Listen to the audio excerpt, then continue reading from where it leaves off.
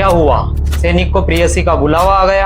आज अगर मैं रुक गया तो आने वाली पीढ़ियां मुझे कभी माफ नहीं करेगी। आज हमारी सभ्यता अपने अस्तित्व के लिए लड़ रही है। हम लड़ेंगे और राजपूत की तरह ही मरेंगे। आप गर्व कर सकती है, आपने इस युग के सर्वश्रेष्ठ योद्धा से प्रेम किया है।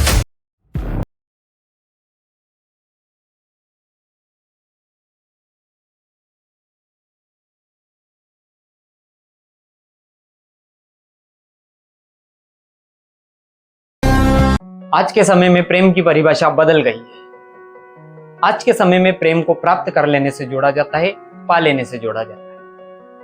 क्या वास्तव में प्रेम की यही परिभाषा है? आज की इस वीडियो के माध्यम से हम जानेंगे सच्चा प्रेम क्या होता है। वह प्रेम जो रोकना नहीं, आगे बढ़ाना सिखाता है। वह प्रेम जो स्वयं के सुख को बाद में रखकर कर्तव्य को आगे रखता है। क्योंकि मातृभूमि के लिए जो हमारे कर्तव्य रहते हैं, उन्हें सर्वप्रथम रखना ही सर्वोपरि है। आज के वीडियो के माध्यम से हम इसी प्रकार के प्रेम के बारे में जानेंगे और साथ में ही जानेंगे एक वीर योद्धा की कहानी। क्योंकि जहां चाहत थी साथ निभाने की, समय ने मांग लिया बलिदान। और एक वीर योद्धा जब प्रेम और कर्तव्य में से कर्तव्य को चुनकर युद्ध क्षेत्र में या रणभूमि में जाता है, तो वह इतिहास नहीं बनाता बल्कि एक अमर गाथा को जन्म देता है। और आज के इस वीडियो के माध्यम से हम उसी अमर गाथा के बारे में जानने वाले हैं। सभी को सादर जय श्री राम। धर्म अध्ययन चैनल में आप सभी का बहुत बहुत स्वागत है। तो चलिए बिना किसी देरी के हम वीडियो को शुरू करते हैं।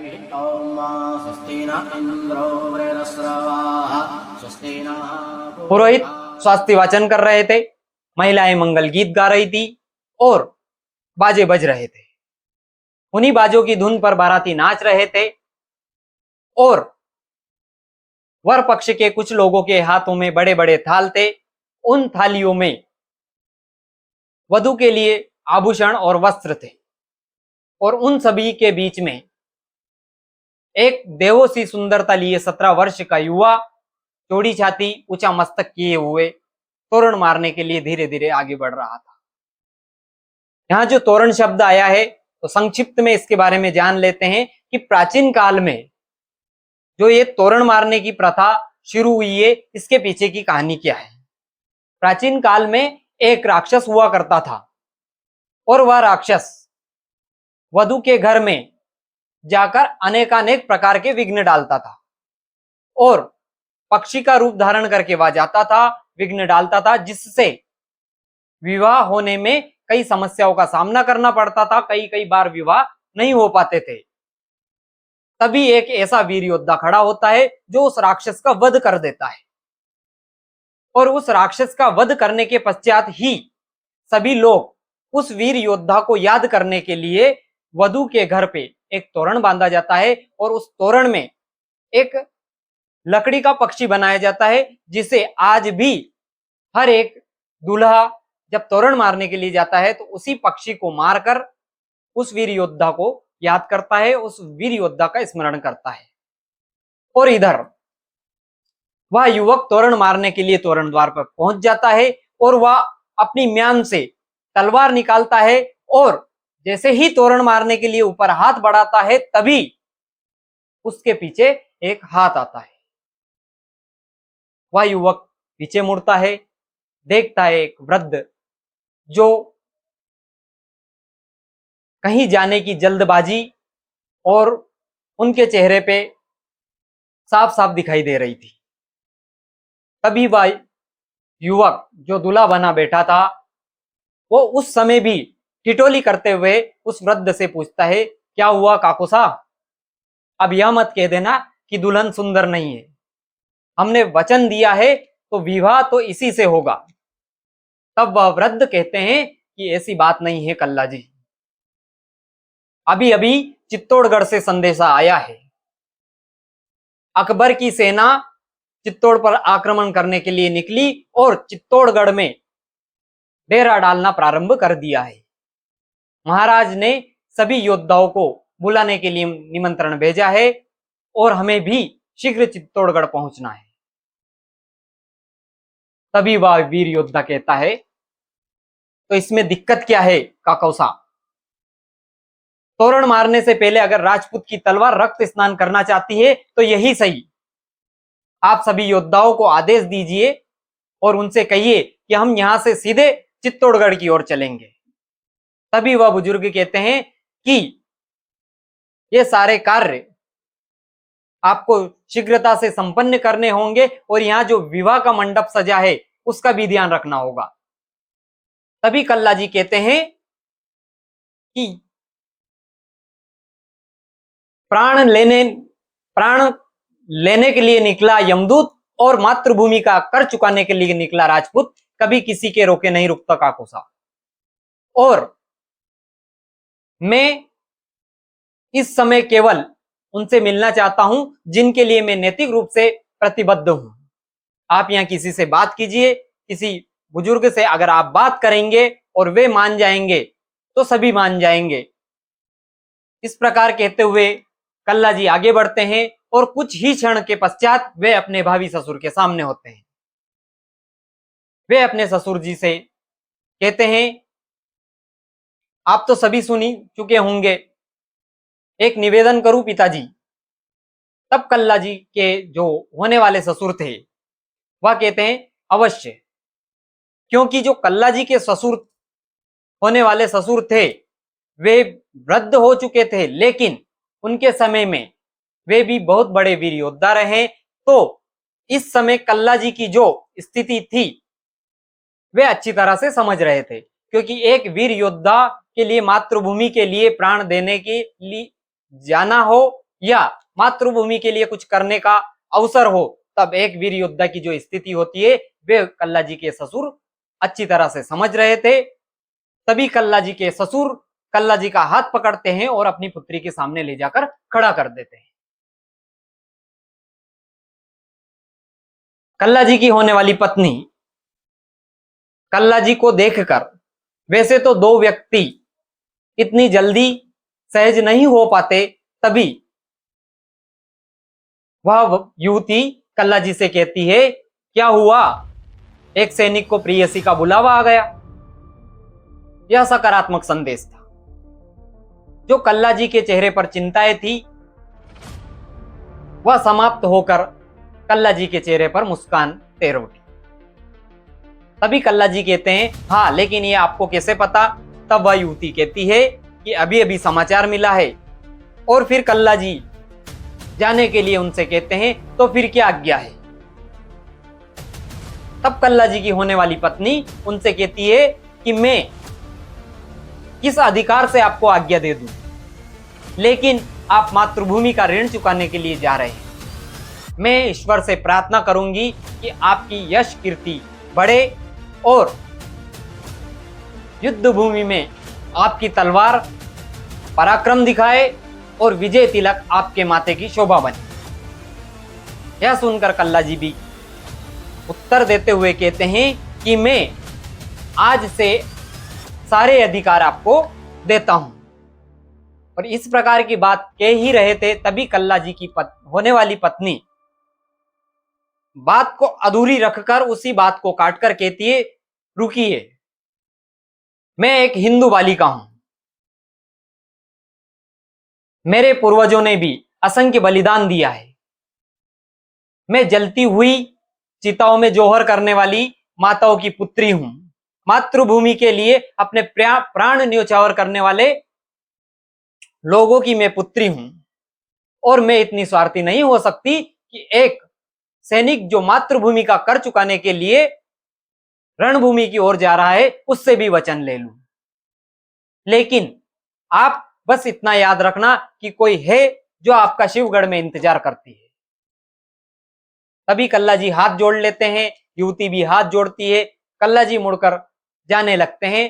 कल्ला जी 4 कदम ही चले, तभी पीछे से आवाज आई, याद रखिएगा कोई है जो आपसे बहुत अधिक प्रेम करता है। कल्ला जी पीछे मुड़कर देखते हैं तो उस युवती के चेहरे पर असंख्य पूर्वजों के शौर्यता की चमक साफ साफ दिखाई दे रही थी। और कल्ला जी वहां से निकलते हैं और चित्तौड़गढ़ की ओर चले जाते हैं। जैसे ही वे चित्तौड़गढ़ के समीप पहुंचते हैं तो देखते हैं कि अकबर की सेना घेरा डाल चुकी है। तभी कल्ला जी की जो टुकड़ी थी वह वहां रुकती है और उनके बीच से एक बुजुर्ग आते हैं और वे कहते हैं कि हमें सुरक्षित रास्ते से किले के अंदर प्रवेश करना चाहिए और अंदर जाकर पता करेंगे कि महाराज की क्या योजना है, उसके बाद ही हम आगे बढ़ेंगे। तभी कल्ला जी कहते हैं, दुश्मन को सामने देखकर रास्ता बदल ले, इतने कायर हम हो नहीं सकते, और नकली राक्षस को ना सही आज 150 असली राक्षसों को मारकर ही अंदर जाएंगे। तभी कल्ला जी के साथ जो लोग थे वे कहते हैं, तो फिर हम आपके विवाह का जश्न इन कुत्तों को मारकर ही मनाएंगे। और सभी एक साथ एक लिंग जी की जय जयकार करते हैं, हर हर महादेव के नारे लगाते हैं और आगे बढ़ जाते हैं। देखते ही देखते अकबर की सेना के जो तंबू लगे हुए थे उनमें आग लग जाती है। वहां रखा बारूद धीरे धीरे करके फूटने लगता है, बारूद नष्ट होने लगता है। और इधर जो वीर योद्धा बिना किसी तैयारी के केवल विवाह में गए थे, जिनके पास किसी प्रकार के अस्त्र शस्त्र भी नहीं थे, केवल एक एक तलवार जिनके पास थी, वे जब अकबर की सेना के बीच से निकले तो गाजर मूली की तरह अकबर की सेना को काटते हुए कुछ ही क्षण में किले के अंदर प्रवेश कर जाते हैं। जैसे ही किले के अंदर प्रवेश करते हैं तभी उनमें से एक बुजुर्ग जो राजवीर सिंह नाम के थे वे कल्ला जी के पास आते हैं और कल्ला जी से कहते हैं, कल्ला जी, मैं अकबर को बताने जा रहा हूं कि उसे युद्ध किन से लड़ना है, क्योंकि उसे पता होना चाहिए कि वो जिस मातृभूमि पर आया है, जिस पर वो अधिकार करना चाहता है, वहां के वीर योद्धा कैसे हैं और उसे भविष्य में जो युद्ध लड़ना है वो किस तरह से लड़ना है, या मैं बताने जा रहा हूं। तब कल्ला जी उनको रोकते हैं और कहते हैं कि हमें पहले अंदर चलकर महाराज से यहाँ की स्थिति जान लेनी होगी, उसके बाद ही हम आगे बढ़ेंगे। तब वे राजवीर सिंह कल्ला जी की बात नहीं मानते हैं और कल्ला जी भी उन्हें रोक नहीं पाते हैं। तब वे 40 योद्धा जो चित्तौड़गढ़ किला है उसके मुख्य द्वार के सामने के वन से निकलते हैं। और अभी अभी कुछ ही समय पहले जब यह बारात से लौटी एक टुकड़ी सैनिकों की चित्तौड़गढ़ में प्रवेश करती है और गाजर मूली की तरह अकबर के सैनिकों को काटती है, तो उन सैनिकों के शवों को वे इकट्ठा कर रहे थे और उन्हें किसी भी दूसरे आक्रमण की शंका नहीं थी। तभी वे 40 सैनिक एक साथ उन अकबर की सेना पर आक्रमण कर देते हैं। वे 40 वीर योद्धा घोड़े की लगाम को अपने मुंह में लगाकर दांतों से दबाकर दोनों ही हाथों में तलवार लेकर जब निकले तो ऐसा लग रहा था जैसे रणचंडी स्वयं नरमुंडों के मुंड काट रही हो। वे निकले और देखते ही देखते सैकड़ों में अकबर की सेना के सैनिकों को काट दिया और धीरे धीरे वे जो 40 वीर योद्धा थे वे 40 से 39, 38 और धीरे धीरे 2, 3, 1 होते होते सभी 40 वीर योद्धा स्वर्ग की ओर पधार चुके थे। और अकबर की सेना में कम से कम 1000 सैनिकों को वे मार कर गए थे। यह देखकर अकबर समझ चुका था और यह जो चित्तौड़गढ़ के सैनिक उसे बताने आए थे वे भी यह सिद्ध कर चुके थे और अकबर को भी समझ में आ चुका था कि अब उसे युद्ध किन से लड़ना है, क्योंकि यहाँ 40 अगर 1000 को मार सकते हैं तो आगे चलकर यह युद्ध क्या रूप लेगा ये अकबर अच्छे से जान रहा था। इधर कल्ला जी भी किले में जाते हैं, वहां भी युद्ध की तैयारियां चल रही थी। ये जो कल्ला जी के बारे में हम आपको बता रहे हैं। इसी चित्तौड़गढ़ में असंख्य बलिदान हुए हैं और असंख्य वीर योद्धा थे, जिनके बारे में हम एक एक करके आपको विस्तार से बताएंगे। जितने भी योद्धा थे उनके बारे में अलग अलग वीडियो के माध्यम से हम बताने का प्रयास करेंगे। इधर कल्ला जी भी युद्ध का मोर्चा संभालते हैं, इधर अकबर अपने द्वारा संधि प्रस्ताव भेजता है और अनेकानेक प्रयास करता है किले को घेरने के लिए, किले में अंदर प्रवेश करने के लिए, सैनिकों को मारने के लिए। कई प्रकार के प्रयासों से जब अकबर भी असफल रहता है और उधर जो चित्तौड़गढ़ के वीर सैनिक थे वे एक तरफ युद्ध की तैयारी में जुटे थे और अपने किले के द्वार बंद किए हुए थे और सभी जो वीर योद्धा थे वो अपने अपने मोर्चे पर खड़े थे। कल्ला जी भी अपना मोर्चा संभाले हुए खड़े थे। तभी आकाश से एक उड़ते हुए पक्षी आता है, घूमते घूमते वे कल्ला जी के कंधे पर आकर बैठता है और उसके गले में एक पत्र बंधा हुआ था। कल्ला जी उस पत्र को खोलते हैं और उस पत्र में लिखा था, राम राम राठौर साहब, जहां एक शक्तिशाली शत्रु अपनी सर्वोच्च शक्ति लगाकर भी जहां नहीं पहुंच पाया, वहां एक साधारण तुच्छ सा कहा जाने वाला पक्षी भी प्रेम की पाती लिए पहुंच गया। और हम क्यों नहीं पहुंचते आपके पास? हम प्रेम करते हैं, हम दूसरे के अधिकार को छीनना नहीं चाहते हैं तो अपने अधिकार को भी देना नहीं चाहते, और स्वयं के लिए न्याय करना भी राजपूत का धर्म ही होता है।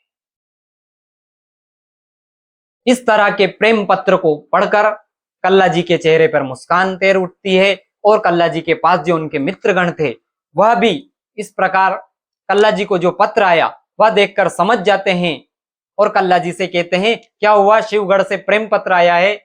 इस प्रकार कल्ला जी और कल्ला जी के मित्र सभी जो युद्ध करने के लिए खड़े हुए हैं, जिन्हें यह पता है कि कुछ क्षण बाद या कुछ दिन बाद जिन्हें मातृभूमि के लिए सब कुछ न्योछावर कर देना है, कुछ क्षण के लिए उन सभी के चेहरे पर मुस्कान तैर उठती है।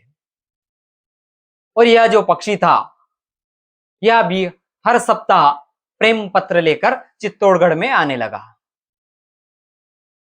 फिर दूसरा पत्र आता है, तीसरा आता है और एक पत्र जिसमें पुनः लिखा होता है, राम राम राठौर साहब, मैं जानती हूं कि आप इस समय किस परिस्थिति में हैं।